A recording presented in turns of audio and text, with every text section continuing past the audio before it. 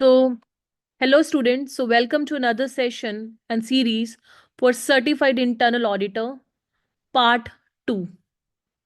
और आज के इस सेशन में जो हमारा डिस्कशन होगा so that would be purely in context of कि इंटरनल ऑडिट होता क्या है, इंटरनल ऑडिट ऑपरेशंस जो है, that's the name of the chapter around which the whole idea revolves. लेकिन सबसे पहले हमें ये पता होना चाहिए कि इसमें क्या सारी चीज़ें आती हैं, क्या इंक्लूड होता है। अकॉर्डिंगली जो है हम आगे फिर प्रोसीड करेंगे।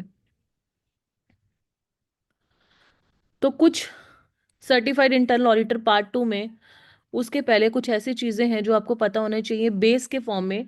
और यहाँ मैं कुछ टर्मिनोलॉजी का भी यूसेज करूंगी, उनका एक्सप्लेनेशन दूंगी, जो कि ओवरऑल आपके तीनों ही पार्ट्स के लिए बहुत रेलेवेंस रखेगा। So let's get started. Performance standard 2100। आपको पता है कि स्टैंडर्ड्स इशू करती हैं बॉडीज, है ना? क्यों? To maintain the quality in the audit and that too even in the internal audit. तो जो हमारा परफॉर्मेंस स्टैंडर्ड 2100 है, आई रिपीट, परफॉर्मेंस स्टैंडर्ड 2100, ये क्या बात बोलता है? इंटरनल ऑडिट वर्क के नेचर के बारे में बात करते हैं। The internal audit activity must evaluate. यहाँ पे मैं थोड़ा सा जूम आउट करती हूँ। यहाँ पर वो बोल रहे हैं कि जो हमारी इंटरनल ऑडिट एक्टिविटी है, इंटरनल ऑडिट एक्टिविटी की जब भी हम बात करेंगे तो इसमें ऑपरेशंस भी आ जाएंगे और जो लोग इसको कैरी आउट कर रहे हैं वो भी आ जाएंगे।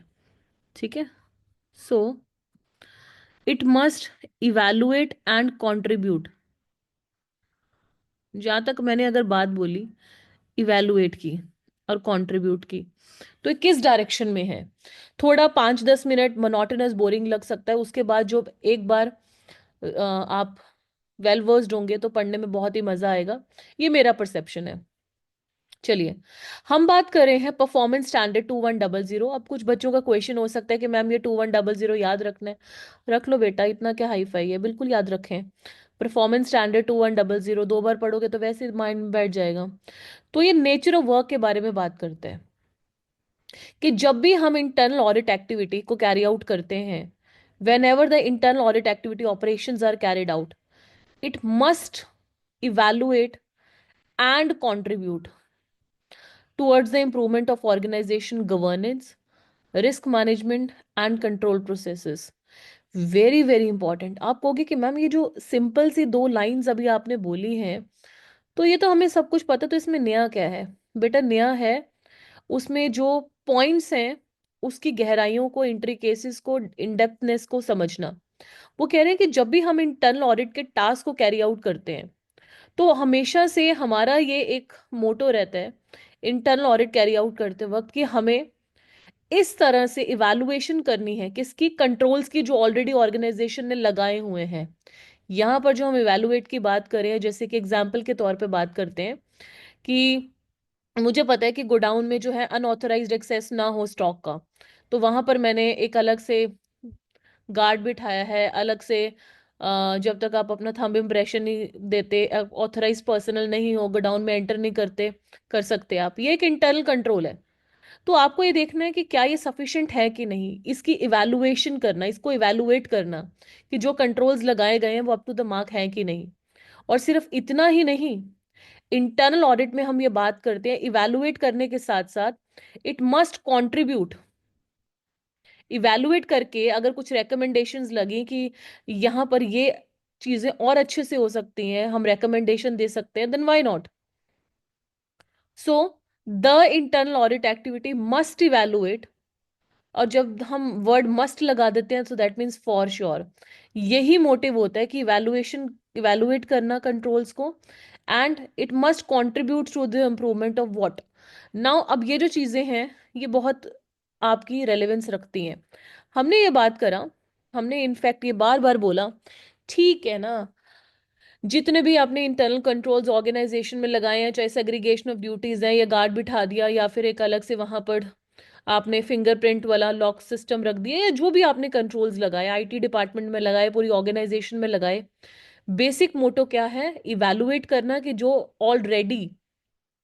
ऑलरेडी इंटरनल कंट्रोल्स लगाए हुए हैं वो अप टू द मार्क है कि नहीं। और इसके साथ साथ और इसके साथ साथ ये पता लगाना कि इस must contribute towards improvement of कि ऑर्गेनाइजेशन का governance, risk management and control processes, कि एक ऑर्गेनाइजेशन की जो गवर्नेंस है, गवर्न कौन करता है किसी भी ऑर्गेनाइजेशन को? Come on, be participative in the chat box, let me make you enjoy this lecture.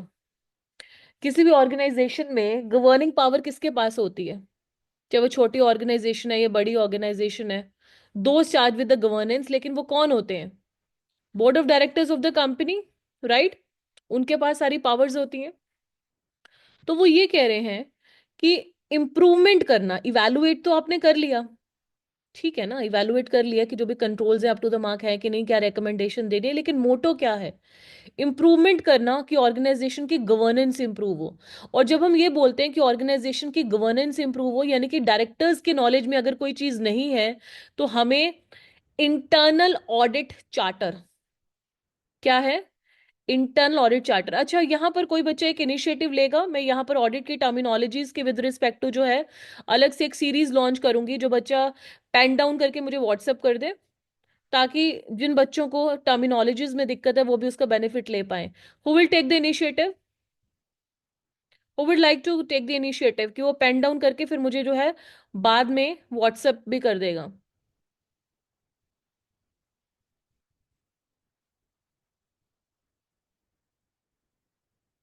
चलिए, मैं यहां पर, परमार आपसे एक्सपेक्ट कर सकती हूँ मैं ये? जी। चलिए, पहला आप लिख लो, इंटरनल ऑडिट चार्टर, क्योंकि इनके ऊपर मैं शॉर्ट शॉर्ट लेक्चर्स की एक सीरीज जो है वो इंट्रोड्यूस करूंगी। पहला लिखिए internal audit charter, internal audit charter. दूसरा लिखिए internal, internal audit, internal audit. तीसरा लिखिए internal audit activity, internal audit activity.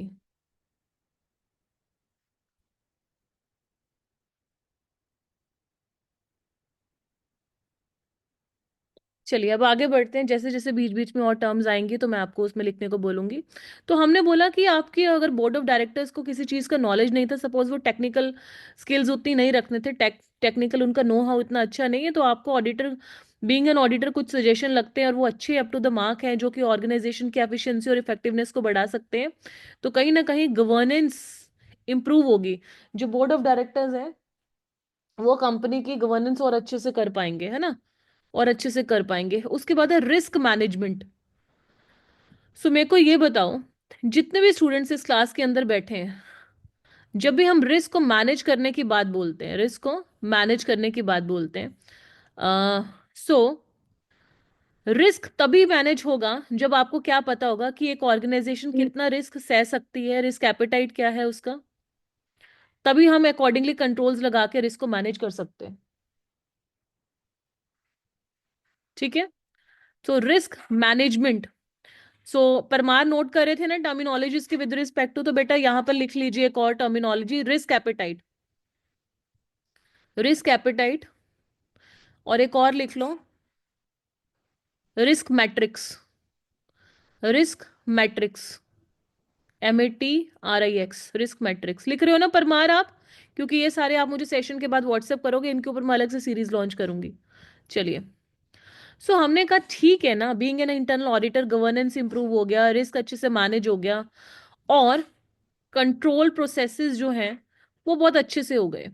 लेकिन ये जो हम सारी चीजें बार बार बार बार बोल रहे हैं कि नेचर ऑफ वर्क को इम्प्रूव करना, और इसके बारे में जो हमें स्टिपुलेट करता है स्टैंडर्ड, वो है परफॉर्मेंस स्टैंडर्ड 2100। वो क्या है? Performance standard 2100। तो वो कहते हैं कि जब भी आप ऐसा इंटरनल ऑडिट टास्क परफॉर्म करते हो ना, so it has to be carried out with the help of a systematic, disciplined and risk based approach. Super duper important from MCQ perspective, underline कर लीजिए इस चीज को, फॉर श्योर इसका question exam में देखने को मिल जाएगा। Super duper important from MCQ perspective. So using a systematic, disciplined and risk based approach. हम बार बार कह रहे हैं कि ठीक है, इंटरनल ऑडिट एक्टिविटी जो है, जो भी आपने कंट्रोल्स लगाए हैं उन्हें इवैल्यूएट करती है, सजेशन देती है, रिकमेंडेशन देके, ताकि गवर्नेंस, रिस्क मैनेजमेंट और कंट्रोल प्रोसेसेस अच्छे से हो पाए। लेकिन ये सारी चीजें अच्छे से क्यों हो पाती हैं? मैं ये बोल रही हूं कि ये सारी चीजें क्यों अच्छे से हो पाती हैं? तभी अच्छे से हो पाती हैं अगर आप डिसिप्लिन रखते हो, रिस्क बेस्ड अप्रोच। जैसे कि एग्जाम्पल के तौर पे, अगर आपको लगता है कि यहाँ पर रिस्क ज्यादा है आईटी डिपार्टमेंट में, और अगर वो ऐसा रिस्क हो गया तो माइनर से इम्पैक्ट पड़ेगा। हाउएवर अकाउंटिंग डिपार्टमेंट में, ठीक है, रिस्क बहुत कम है लेकिन हो गया, लाइकलीहुड अगर उसका, तो करोड़ों का नुकसान हो सकता है। तो हमें कहीं ना कहीं रिस्क बेस्ड अप्रोच को, रिस्क मैट्रिक्स को कंसिडर करना पड़ेगा, अकॉर्डिंगली हमें स्टेप्स लेने पड़ेंगे। एंड इसके साथ साथ using a systematic disciplined approach होनी चाहिए, एक प्रॉपर मैनर में होनी चाहिए। जब भी हम इंटरनल ऑडिट की बात करेंगे, so internal audit credibility and value are enhanced. Value बढ़ जाती है जब ऑडिटर्स क्या है, प्रोएक्टिव है। What do you understand by auditors being proactive? कि जैसे ही वो, मतलब एक तो अपने क्लाइंट को भी बहुत अच्छे से जानते हैं, और क्लाइंट जिस मार्केट इंडस्ट्री में सर्वाइव करते हैं उसके बारे में भी पूरी पल पल की खबर रखते हैं, एंड अकॉर्डिंगली सजेशन और रिकमेंडेशंस देते हैं। So this is the situation of auditors being proactive. सो अगर इस तरह के ऑडिटर्स हैं, तो एक तो क्रेडिबिलिटी इंप्रूव होगी, और दूसरा evaluations offer new insights and considers future impact. Decision making process आपका इजी हो जाएगा। सो अभी तक का हमने कुछ ज्यादा नहीं पढ़ा, लास्ट 16 मिनट से एक ही चीज बार बार डिस्कस कर रहे हैं। आप कहोगे कि मैम 16 मिनट एक ही पैराग्राफ पे लगा दिए, कहना क्या चाहते हो? कहना ये चाहती हूँ इसमें से एग्जाम में 2 MCQ पक्का मिल जाएंगे। सो परफॉर्मेंस स्टैंडर्ड 2100 गवर्न करता है इस चीज को, स्टिपुलेट करता है कि नेचर ऑफ वर्क कैसा होना चाहिए। वो ऐसा होना चाहिए कि जब आई, अच्छा परमार लिख रहे थे ना आप, तो दो टर्मिनोलॉजी और लिखिए, इंटरनल ऑडिट। एक तो लिखिए इंटरनल ऑडिट, और दूसरी एक और लिख लीजिए, internal audit activity. Internal audit activity, एक इंटरनल ऑडिट अलग से लिखिए और इंटरनल ऑडिट एक्टिविटी अलग से लिखिए। चलिए, सो हमने यही समझा कि गवर्नेंस, रिस्क मैनेजमेंट, सारी चीजें बहुत अच्छे से हो पाएंगी अगर इवैल्यूएशन और रिकमेंडेशंस टाइमली दी, डिसिप्लिन मैनर के साथ। अब आगे प्रोसीड करते हैं। ये जो अभी हम नेचर ऑफ वर्क पढ़ के आए हैं, इसी को आप पूरा डिटेल में पढ़ने जा रहे हैं, डिटेल में। अगर हम इंस्टीट्यूट ऑफ इंटरनल ऑडिटर्स की बात करें, किसकी बात करें? IIA, institute of internal auditor की। So according to the IIA's definition of internal auditing, the internal audit activity, अगर हम यूएस का जो इंस्टीट्यूट ऑफ इंटरनल ऑडिटर है, अगर उसके द्वारा दी गई डेफिनेशन को कंसिडर करें और उससे समझें कि इंटरनल ऑडिट क्या है, तो वो ये कहते हैं, इंटरनल ऑडिट से एक ऑर्गेनाइजेशन को हेल्प मिलती है कि वो अपने ऑब्जेक्टिव्स को अचीव कर पाए। वही जो ऊपर हम कहानी पढ़ के आए हैं, using a systematic, discipline and improved approach. अच्छा, एक और ऑफ वर्ड लिखिए परमार, एफिशिएंसी, और दूसरा लिखिए उसके नेक्स्ट इफेक्टिवनेस। एफिशिएंसी और उसके नेक्स्ट में लिखिए इफेक्टिवनेस। बड़े सारे बच्चे इसमें कंफ्यूज हो जाते हैं। जब भी हम एफिशिएंसी की बात करते हैं तो एफिशिएंसी किसी ऑपरेशंस को मेजर करने के लिए होती है, इफेक्टिवनेस पूरे सिस्टम के लिए होती है। ठीक है, तो ये भी लिख लीजिए परमार, एफिशिएंसी, नेक्स्ट लिखिए इफेक्टिवनेस, क्योंकि ऐसी ऐसी टर्मिनोलॉजी वो ट्रैप करके आपको क्वेश्चन जब आएंगे एग्जाम के अंदर तो आपके पकड़ सकते हैं, वहां पर आपको कंफ्यूज करने के लिए इस तरह से एल्गोरिदम डिजाइन हो सकता है। क्योंकि अगर आपने एक क्वेश्चन गलत किया तो उसी चैप्टर के सिमिलर टॉपिक के वो 2-3 और क्वेश्चन पूछता चला जाएगा। सो हमने बोला, जो अमेरिका का IIA है वो ये बोलता है कि इंटरनल ऑडिट एक्टिविटी क्या है। सिंपल भाषा में बात की जाए, in layman's language, it helps in organisation. क्या हेल्प करने में हेल्प करता है? ताकि ऑब्जेक्टिव्स अचीव हो, और ये ऑब्जेक्टिव्स तभी अचीव होते हैं अगर हम सिस्टमेटिक, डिसिप्लिन्ड अप्रोच रखते हैं, ताकि एफिशिएंसी और इफेक्टिवनेस दोनों ही बहुत अच्छे से हो जाए। अब आपको मैं एक निमोनिक दे देती हूँ, जैसे ब्रह्मास्त्र हो जाएगा आपके लिए याद रखने के लिए, कि जब भी नेचर ऑफ वर्क की बात आएगी आपको कोई प्रॉब्लम आएगी नहीं बेटा जी। GRC सबको याद रहेगा? Come on, one more time with me. GRC, governance, risk management and control processes. Governance, risk management and control processes, ये रहेगा याद? Governance, risk management and control processes. ठीक है, अब इसी में हम आगे बढ़ते हैं। तो हमने बोला ये जो प्रोसेसेस हैं, कंट्रोल प्रोसेसेस की स्पेशली बात कर रहे हैं या फिर गवर्नेंस और रिस्क की बात करें, they all are closely related, मतलब बहुत क्लोजली रिलेटेड है एक दूसरे के साथ। पहला अगर हम बात करें गवर्नेंस की, so the combination of processes and structures implemented by the board to inform, direct and monitor the activities of the organization towards the achievement of its objectives। अब यहां पर ये बहुत इंपॉर्टेंट है और इंपॉर्टेंस रखता भी है। क्यों?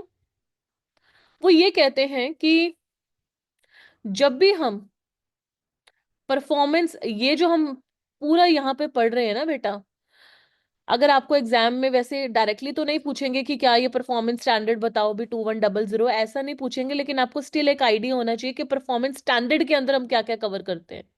सो सिंपल, परफॉर्मेंस स्टैंडर्ड के अंदर हम कवर करते हैं GRC। क्या कवर करते हैं? GRC, governance, risk management and control.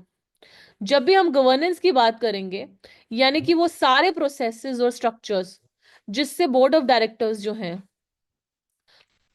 आगे अच्छे से मैनेज कर पाए, मॉनिटर कर पाए, ताकि ऑर्गेनाइजेशन के गोल्स और ऑब्जेक्टिव्स अचीव हों। रिस्क को मैनेज करने की बात बोलते हैं, यानी कि रिस्क को सबसे पहले आपको आइडेंटिफाई करना पड़ेगा कि रिस्क कहाँ है, कितना है, कैसे मैनेज करना है, किस तरह के स्टेप्स लगाने, again for the achievement of organization goals. Then एक और लिख लीजिए इसमें Parmar, steps steps in the steps flow in the risk management. एक और टर्मिनोलॉजी लिख लीजिए, steps flow in the risk management. Pen down कर लिया आपने? Steps flow in the risk management. चलिए अब आगे प्रोसीड करते हैं कंट्रोल की तरफ। Any action taken by the management board and other parties to manage the risk, ताकि हमारे ऑर्गेनाइजेशन के गोल अचीव हों और इस चीज की लाइक्लीहुड बढ़ जाए कि हम अच्छे से सारी चीजें प्लान्ड मैनर में कर पाए, तो इसी को बोला जाता है कंट्रोल। लेकिन the point to be taken into consideration here is that कि any action taken by the management, तो कंट्रोल मैनेजमेंट भी कर सकती है, बोर्ड भी कर सकती है, अदर पार्टीज भी कर सकती है। Here is an important catch my dear students, super duper important from MCQ perspective, क्योंकि वो ऐसा क्वेश्चन पूछ के आपको कंफ्यूज करेंगे एग्जाम के अंदर कि कंट्रोल प्रोसेस कौन करता है। तो भी तीनों ही कर सकते हैं, मैनेजमेंट भी कर सकती है, बोर्ड भी कर सकता है, बोर्ड ऑफ डायरेक्टर्स या फिर सीनियर मैनेजमेंट या फिर कोई भी अदर पार्टी। ठीक है, याद रहेगा, एग्जामिनेशन पर्सपेक्टिव से सुपर डुपर इंपॉर्टेंस रखता है ये पॉइंट। चलिए आगे बढ़ते हैं। Management plans and organizes and directs the performance of sufficient actions to provide reasonable assurance. Again super duper important. Parmar आप इसको लिख लीजिए, रीजनेबल अश्योरेंस को। हमेशा हम कभी भी एब्सोल्यूट यानी कि 100% अश्योरेंस नहीं दे पाएंगे because of the some limitations involve. तो हमेशा रीजनेबल अश्योरेंस ही दे पाएंगे, चाहे जितने भी आप कंट्रोल्स लगा दें उसके लिए। नेक्स्ट अगर हम बात करते हैं कंट्रोल प्रोसेसेस की, अभी तक इसके अंदर जो भी हम कहानी डिस्कस करते जा रहे हैं that is purely in context of what, performance standard 2100, उसी के कॉन्टिन्यूटी में है। फर्दर अगर हम कंट्रोल प्रोसेसेस की बात करें तो वो सारे पॉलिसीज और प्रोसीजर्स, चाहे वो मैनुअल हो चाहे वो ऑटोमेटेड हो, तो कहीं ना कहीं रिस्क जो है एक ऑर्गेनाइजेशन जितना एक्सेप्ट कर सकती है उतना ही वो रिस्क ले, ताकि उसके ऑपरेशंस जो है हैम्पर ना हो और वो अपने गोल्स को बहुत अच्छे से अचीव कर पाए। तो ये था परफॉर्मेंस स्टैंडर्ड 2100। अब आगे हम इंटरप्रिटेशन गाइडेंस 2100 की अगर फर्दर बात करें, यही वाला नेचर ऑफ वर्क के बारे में थोड़ा, and understanding of the processes जो हमने ऊपर जितने भी पढ़े हैं इनके बारे में नॉलेज होना एक ऑडिटर को बहुत इंपॉर्टेंट है। ऑडिट टीम में जो सबसे सीनियर मोस्ट प्रोफाइल पे होता है वो कौन होता है? Chief audit executive. वही सारे इंटरव्यू लेता है, बोर्ड को आगे पास करता है, सीनियर मैनेजमेंट में एक तरह का इंटरमीडिएरी रहता है, राइट। देन लेकिन ये बिल्कुल भी नहीं कहा जा सकता कि अगर ऐसा है तो board is not responsible for guiding और governance. Board is responsible for sure, is responsible for guiding governance processes and senior management is responsible for leading risk management and control processes। क्या कह दिया मैम आपने? मैंने यही बोला है जो मैं बोला नहीं है अभी, बोल देती हूँ, super duper important from MCQ perspective, super से भी ऊपर वाला इंपॉर्टेंट। क्यों? क्योंकि ये दो लाइंस बहुत इंपॉर्टेंट है, इन्हीं में क्वेश्चन और आंसर दोनों चीजें छुपे हैं। जो बोर्ड ऑफ डायरेक्टर्स होते हैं किसी कंपनी के, वो रिस्पॉन्सिबल होते हैं गवर्नेंस प्रोसेसेस को गाइडेंस देने में, डायरेक्शंस देने में, सुपरवाइज करने में। लेकिन जो सीनियर मैनेजमेंट होती है बोर्ड ऑफ डायरेक्टर्स के नीचे, उनका काम क्या है कि रिस्क मैनेजमेंट और कंट्रोल प्रोसेसेस जो हैं, I repeat, risk management and control processes वो अच्छे से वो लीड कर पाए, ताकि जो भी आरएम है और सीपी है, कंट्रोल प्रोसेसेस, वो बस बहुत अच्छे से कैरी आउट हो पाए। इस टॉपिक को बहुत ही डिटेल में धीरे धीरे कराने का इसका एक प्राइमरी मोटो यही है कि आपको पहले तो चीजें क्लास के अंदर ही याद हो जाएं। ठीक है, चलिए अब आगे बढ़ते हैं। An understanding of the business is also necessary, and established frameworks may be used in the internal audit evaluation. अब वो क्या कहते हैं, आप कोई भी ऑर्गेनाइजेशन के रिस्क को मैनेज करने की अगर बात बोलेंगे ना, you need to understand here and which is quite important. वो क्या है कि अपने क्लाइंट के बिजनेस को समझो, वो किस इंडस्ट्री में सरवाइव कर रहा है, किस जगह, किस डोमेन में, किस फील्ड में, किसके अंदर क्या उसके कंपेटिटर्स हैं। अच्छा, ऐसा है क्यों बताओगे? ऐसा अब बीइंग एन ऑडिटर ऐसा क्यों है कि आप अपने अंडरस्टैंड कर रहे हो बिजनेस जिसका आप ऑडिट कर रहे हो, ताकि ये कोई एक्सटर्नल ऑडिट तो है नहीं कि आपने एक्सप्रेस कर देना opinion. Being an internal auditor आपको ना तो ऑर्गेनाइजेशन के भले के लिए सोचना है। सो किसी ऑर्गेनाइजेशन की अंडरस्टैंडिंग लेने के लिए जो वहां का सीनियर ऑडिट है, senior auditor, chief audit executive, वो रिव्यू करेगा ऑर्गेनाइजेशन का मिशन क्या है, स्ट्रेटेजिक गोल्स, ऑब्जेक्टिव्स, ये सारी चीजें। और बोर्ड ऑफ डायरेक्टर्स के साथ और सीनियर मैनेजमेंट के साथ डिस्कशन के बाद वो सारी चीजें एक डॉक्यूमेंट में डालता है, which is refer to as internal audit charter. और इसकी अप्रूवल कौन देता है बेटा जी? अल्टीमेटली बोर्ड ऑफ डायरेक्टर्स ही देते हैं। ठीक है, again important from MCQ perspective. When determining the strategy for assessing governance, risk management and control, GRC हमेशा याद रखें, इजी टू रिकॉल, रिट्रीव। तो जब भी आप किसी ऑर्गेनाइजेशन की स्ट्रेटेजी को डिटरमाइन कर रहे हो, तो उसमें risk management, governance and control बहुत इंपॉर्टेंट पिविटल सिग्निफिकेंस रखेंगे, because of the maturity of these processes, seniority and the organization culture. आगे अगर हम बात करें, एक जो ऑडिटर होता है, internal auditor may use their knowledge, experience and best practices to provide observations of weakness and recommendations, कि ये आपकी कमी और इन कमियों पे आपको वर्क करना चाहिए। यही काम है ऑडिटर का, ये सारी चीजें लाइमलाइट में लेके आना, नॉलेज में लेकर आना किसके? बोर्ड ऑफ डायरेक्टर्स के। देन उसके बाद हम ये भी समझ लेते हैं कि कंप्लायंस क्या होता है। अनदर, परमार आप लिख लो, compliance, what is compliance as per IIA, compliance as per IIA, ये भी आपको टर्मिनोलॉजी अलग से नोट्स में मिलेगी। सो अगर हम कंप्लायंस की बात करें, जो इंस्टीट्यूट ऑफ इंटरनल ऑडिटर की डेफिनेशन वहां पे जाके उनके अकॉर्डिंगली हमें मिलता है ग्लॉसरी में, इट मींस अधरेंस टू, यानी कि आपने फॉलो करना है किसी ऑर्गेनाइजेशन के plans, policies, procedure, laws, regulations, contracts and other arguments, requirement, sorry. तो जितने भी एक ऑर्गेनाइजेशन की policy, plan, rules, regulation, bylaws एक ऑर्गेनाइजेशन बनाती है, जो भी रिक्वायरमेंट्स प्लेस करती है, तो इंस्टीट्यूट ऑफ इंटरनल ऑडिटर का ये मानना है कि अगर वो सारी चीजें आप कर रहे हो फुलफिल, तभी उस पर्टिकुलर सिचुएशन में आप ऐसा कह पाओगे कि कंप्लायंस हो पा रहा है। मेरी वॉइस प्रॉपरली ऑडिबल है टू अदर स्टूडेंट्स? बिकॉज एक स्टूडेंट के एंड पे वॉइस ब्रेक हो रही है। Is it properly Audible? If yes, please give me the confirmation by stating yes, voice audible.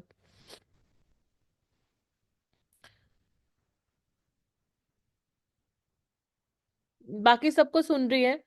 आपको अपने एंड से देखना है बेटा। परमार आप अपने एंड से देखिए प्लीज। चलिए, तो जब भी हम बात करेंगे, ठीक है, आपकी एक ऑर्गेनाइजेशन है, आपके जो भी इंटरनल कंट्रोल्स है वो सारे कंप्लाई करने हैं, but the internal audit activity must evaluate the risk involve, governance में, इंफॉर्मेशन सिस्टम के कम्युनिकेशन में, देन इसके अलावा इवैल्यूएट करना, कंट्रोल्स का सजेशन देना, इसमें कहीं ना कहीं एक ड्यूटी बनती है। देखो बड़ी बड़ी ऑर्गेनाइजेशन में तो चीफ रिस्क ऑफिसर ही अलग होते हैं, ऑडिट कमेटीज अलग होती हैं, but yes medium scale organization में ये सारी चीजें कौन करता है? Internal auditor. इंटरनल ऑडिटर को हम ये भी बोल देते हैं chief audit executive, C, chief audit executive, CAE। Next आता है रीजनेबल अश्योरेंस। बार बार इस टर्मिनोलॉजी का यूसेज हम पढ़ते हैं कि एब्सोल्यूट इंश्योरेंस 100% कभी नहीं मिल सकती, रीजनेबल ही मिलती है। तो रीजन क्या है? कि जो हमारा GRC है, governance risk management and control processes, हम मानेंगे कि वो सभी सफिशिएंट है अगर मैनेजमेंट ने सारी चीजें अच्छे से प्लान करी है,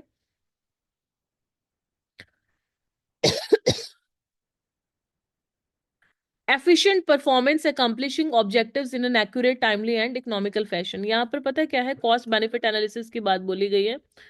रीजनेबल अश्योरेंस एक तो आप देते हो, इसके बाद क्या है? कॉस्ट इफेक्टिव मेजर्स होने चाहिए, है ना।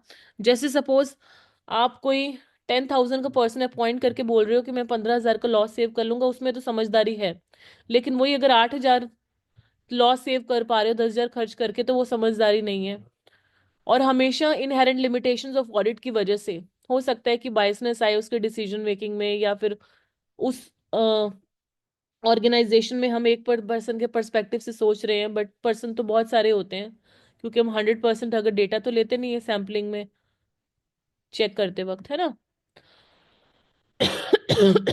तो वो यहाँ पर यही कहना चाहते हैं, इन लिमिटेशंस की वजह से कभी भी 100% अश्योरेंस नहीं दी जा सकती, जिसको एब्सोल्यूट बोला जाता है, सिर्फ रीजनेबल अश्योरेंस ही दी जा सकती है।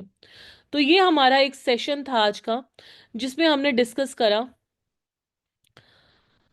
2100 के बारे में, जो आपका परफॉर्मेंस स्टैंडर्ड है। नेक्स्ट आपका स्टार्ट होता है basic types of internal audit engagement, जो कि हम नेक्स्ट लेक्चर में करेंगे।